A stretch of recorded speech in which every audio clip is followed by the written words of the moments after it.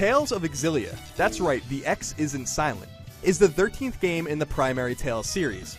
But if the number 13 is cursed, this excellent and action-packed PlayStation 3 JRPG doesn't show it.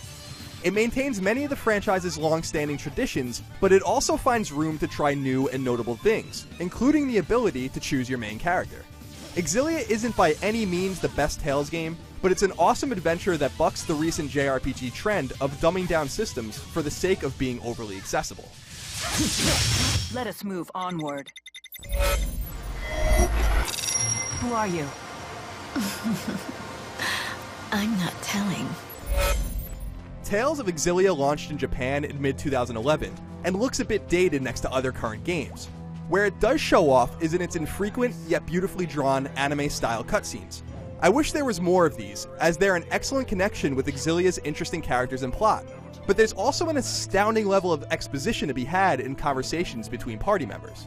Though it's a typical story about a magical superweapon, the beauty of Tales of Xillia is that it can be approached from two perspectives: Jude Mathis, a doctor, or Mila Maxwell, a metaphysical being. Your choice changes up some of the cutscenes and conversations while never really affecting the main arc.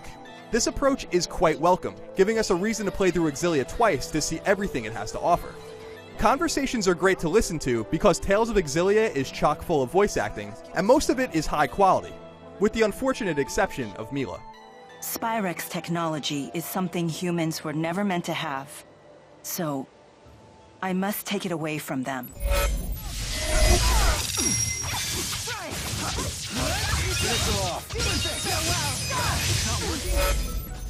One of the great conventions of the Tales series is its action-oriented combat, and Tales of Xillia is absolutely no exception. Fighting is rewarding, made all the more so by the many options you have, including taking control of any character in your party. Xillia's approach is both familiar and fresh, easy to get into and understand, but actually quite dynamic and deep once you dig in. We did it, Mila! We're the best! Xillia's lack of an overarching world map is effectively counterbalanced by a super useful quick travel system. Unfortunately, a lack of a world map does give Xillia a linear feeling, at least in terms of the main adventure, but this linearity is supplemented by an extensive series of side quests. These side quests are triggered randomly and can be failed if you don't pay close attention to them. To see the whole game and really get everything out of it, you'll need to revisit locations constantly, talk to townsfolk and other NPCs, complete fetch quests and hunts, and more. It's nice that each area in the game, from the biggest cities to the smallest dungeons, are there for a reason, and those reasons change depending on where you are in the game. There really is a whole lot you'd miss if you focus only on the main plot. I also really enjoyed how much depth there is in terms of individual character progression. Xillia's Lilium Orb system is much like some other JRPG's leveling systems, but the skill system adds another layer of depth with new opportunities to buff your characters.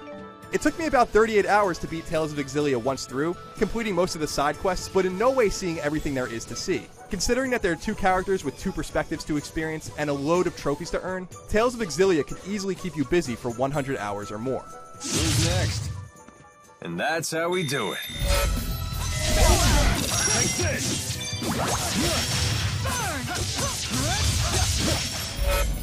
Tales of Xillia continues the Tales series' proud tradition of a solid story, interesting characters, and fun gameplay. If you're a Tales fan or are simply clamoring for a JRPG to lose yourself in, then look no further. For more on Tales of Xillia, keep it on IGN. Okay.